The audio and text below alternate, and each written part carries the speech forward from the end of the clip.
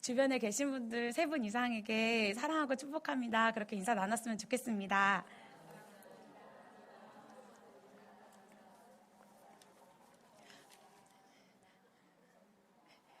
네, 날씨가 많이 덥습니다. 네. 네, 무더위 가운데 강건하셨나요? 네. 오늘 기쁜 간절함이라는 주제로 함께 말씀을 나누고자 합니다. 여러분 혹시 사랑하는 누군가와 이제는 만날 수 없는 마지막 만남의 시간이 있다면 여러분은 어떤 대화를 하시겠습니까? 어디가 맛집이다. 요즘 TV 드라마 뭐가 재밌더라. 오늘 날씨 너무 덥지 않았냐. 이런 일상적인 대화는 아마 나누기 어려울 겁니다. 가장 마음속에 하고 싶었던 말, 그리고 마음속에 묻어뒀던 말, 중요한 말을 아마도 하게 되겠죠. 예수님께서 부활하시고 승천하실 때 제자들이 예수님께 묻습니다. 제자들의 가장 마음속 깊은 곳에 있었던 질문, 예수님, 이스라엘 나라의 회복이 어느 때입니까? 이렇게 질문합니다. 그런데 예수님은 제자들의 질문에 때와 시기는 아버지께서 자기의 권한에 두셨으니 너희가 알 바 아니오? 오직 성령이 너희에게 임하시면 너희가 권능을 받고 예루살렘과 온 유대와 사마리아와 땅끝까지 이르러 내 증인이 되리라. 사도행전 1장 6절 8절에 이렇게 말씀하고 계십니다. 그리고 가장 하고 싶으셨던 말씀, 마지막 유언을 남기시는데 그것은 복음을 가지고 유대와 사마리아와 땅끝까지 가라는 말씀이셨습니다. 그리고 오순절에 성령이 임하시면서 성령이 말하게 하심을 따라 여러 민족 각종 방언으로 이야기하게 되고요. 바벨탑 사건 이후로 언어를 흩으셨던 하나님께서 다시 한번 모든 민족의 언어로 하나님의 큰 일들을 나타내기 시작하십니다. 이후에 스데반의 순교 사건이 일어나게 되고 이 핍박은 예루살렘 교회에 굉장한 큰 압박을 주게 됩니다. 위협적인 기독교인을 향한 핍박으로 인해서 성도들이 많이 잡혀가고 죽게 됩니다. 살 얼음판과 같은 상황이 벌어지면서 이 핍박을 피해 예루살렘 성도들은 여러 지역으로 흩어지게 됩니다. 그리고 하나님께서는 이 고난이라는 도구를 통해서 흩어지게 된 성도들을 통해 복음이 유대와 사마리아와 땅끝까지 전해지도록 일하셨습니다. 사도행전 1장 8절의 말씀이 이뤄가는 거죠. 그리고 이러한 맥락에서 오늘 같이 읽으셨던 사도행전 8장은 복음이 예루살렘에서 벗어나서 어떻게 사마리아와 에티오피아, 즉 땅끝까지 전해지고 있는지를 보여주고 있는 구절이라고 볼 수 있습니다. 고대 문헌에서 에티오피아는 땅끝으로 생각했습니다. 지금처럼 글로벌화 되기 전에는 사람들의 세계관이 되게 작았기 때문에 땅끝을 에티오피아 정도라고 생각했습니다. 그러나 유대를 지나 사마리아에 복음이 들어가고 그 다음에는 에티오피아로 복음이 들어가므로 땅끝을 향한 복음의 운동이 시작되었고 사도행전 8장 시작으로 9장에는 사울이 바울이 되면서 본격적인 이방인 선교로 진행이 되게 됩니다. 오늘 읽으셨던 사도행전 8장 4절에서 25절까지는 사마리아에서의 복음 전파에 대해서 자세하게 나와 있고 26절에서 40절까지는 에티오피아 내시에게 복음을 전하는 그 전파 사역이 나타납니다. 성령은 이 일에 빌립을 사용합니다. 빌립은 사도행전 6장 5절에 스데반과 함께 교회를 택해진 7사람 중에 한 명입니다. 그는 8장 2절에 사마리아 성에 내려가서 그리스도를 백성에게 전파합니다. 빌립의 이러한 행보는 사실 획기적인 행보였습니다. 유대인들이 사마리아인들과 역사적으로 갈등이 깊었기 때문에 상종하지 않았었는데 그것이 일반적이었는데 그의 사마리아 성에서의 전도는 모든 사람에게 도전이 되는 일이었습니다. 관습을 깨고 사고의 틀을 넘어선 말씀에 대한 순종 그 자체였습니다. 무리는 그가 전하는 말을 듣고 행하는 것들을 보면서 표적도 보게 되고 더러운 귀신들이 크게 소리를 지르고 나가는 것들을 보게 되고 중풍병자, 못 걷는 사람이 낫는 일들을 보게 되면서 그를 따르게 됩니다. 그리고 그가 전하는 예수님을 믿게 됩니다. 또 하나님 나라와 예수 그리스도에 대한 전도함을 들으면서 세례를 받는 자들도 일어나게 됩니다. 그리고 중요한 것은 이런 일들로 인해 그 땅 가운데 하나님이 주시는 기쁨의 열매가 충만하게 됩니다. 그리고 주의 사자는 빌립을 다시 한번 부릅니다.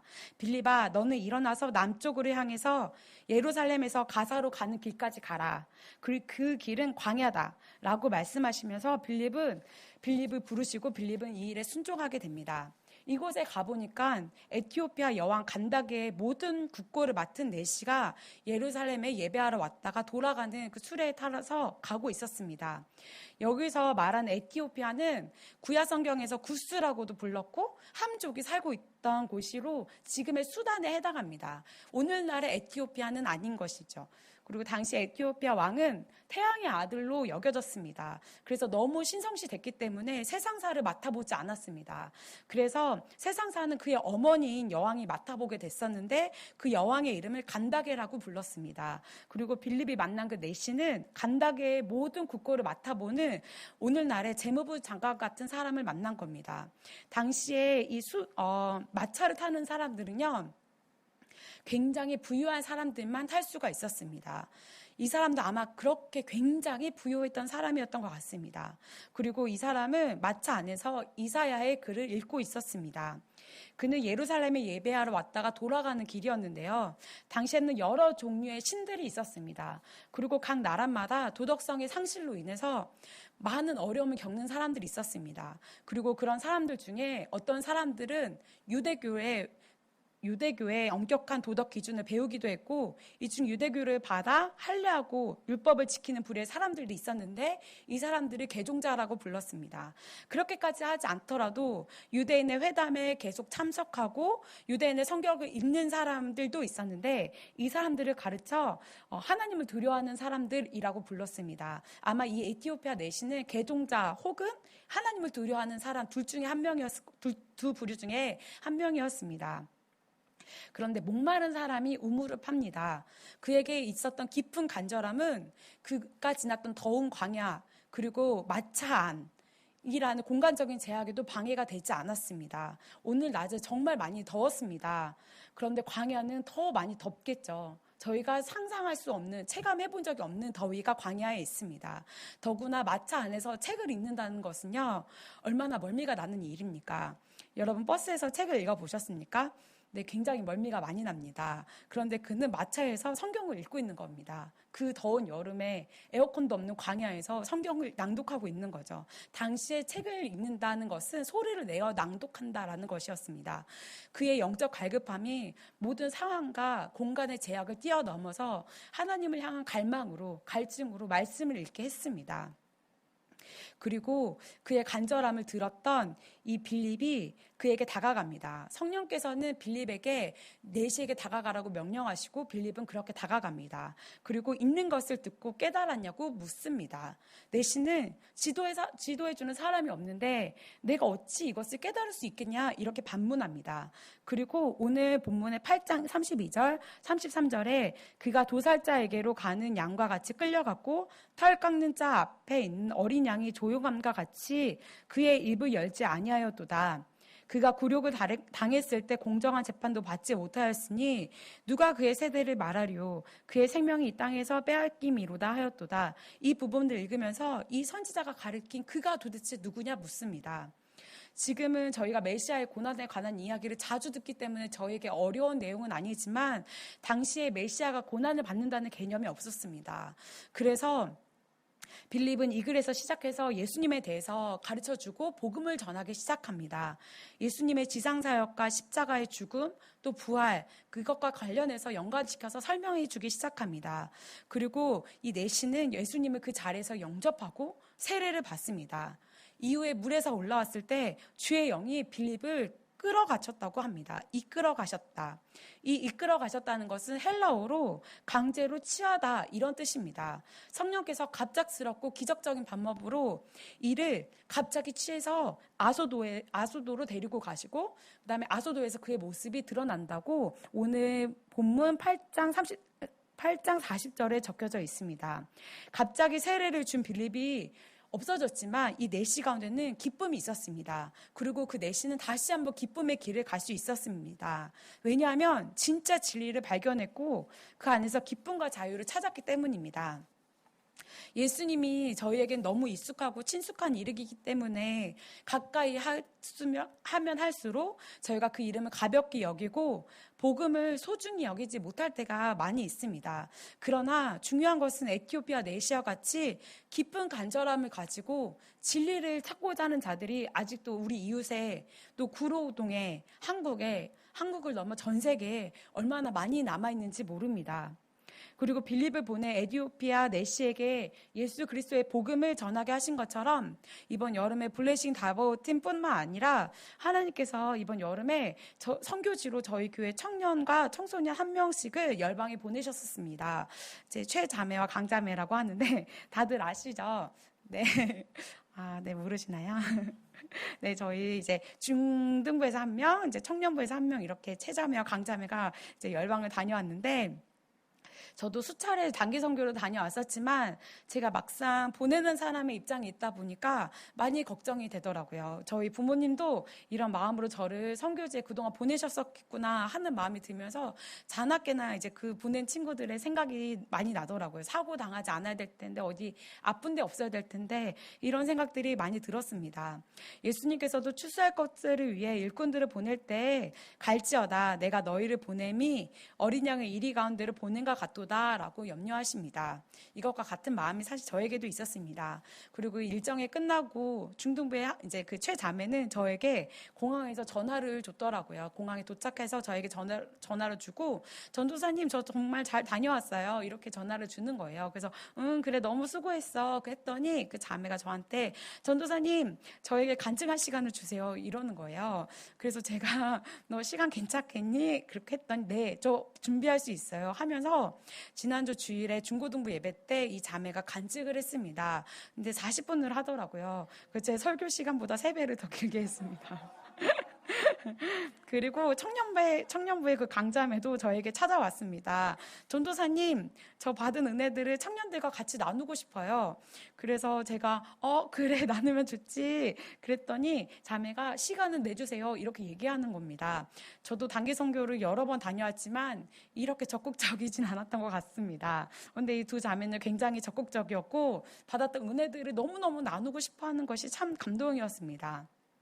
그리고 지난 주일에 이 간증들을 나누는 것들을 들으면서 이 복음이 전하는 그들에게도 들었던 그들에게도 얼마나 큰 기쁨이었는지를 확인하게 되었습니다. 그 영혼들을 만났던 간증들을 듣는데 참 큰 은혜가 있었습니다. 그리고 가기 전과 갔다 오고 나서 이 사람이 같은 사람이 맞나 싶을 정도로 아이들이 변화된 것들이 눈에 보였습니다. 그리고 무엇보다 인상적이었던 것들은 예수님이 구원자다. 다른 이름은 없다. 두 친구가 다 강력하게 복음을 그렇게 전하고 왔다는 겁니다. 잘하지 못하는 현지어이지만 현지인들과 종교 논쟁까지 하면서 그들에게 오직 예수님만이 구원자이다 이렇게 선포하고 왔다는 겁니다.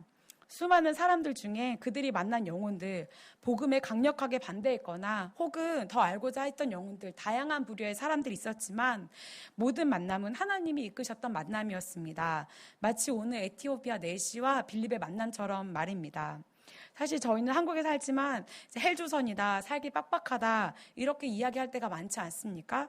그런데 외국인들의 한국에 향한 동경은 엄청납니다. 삼성, 현대 등 글로벌 기업들이 이 땅에 있고 재미있는 드라마, K-팝 가수들이 이곳에 살기 때문에 저희 친구들이 저한테 뭐라고 했냐면 너 실제로 엑소를 봤냐? 길 가다가 연예인 누구누구 봤냐? 이렇게 얘기하는 겁니다. 그래서 난 본 적 없다 그렇게 얘기하면 한국에 살면 옆집에 사는 줄 압니다.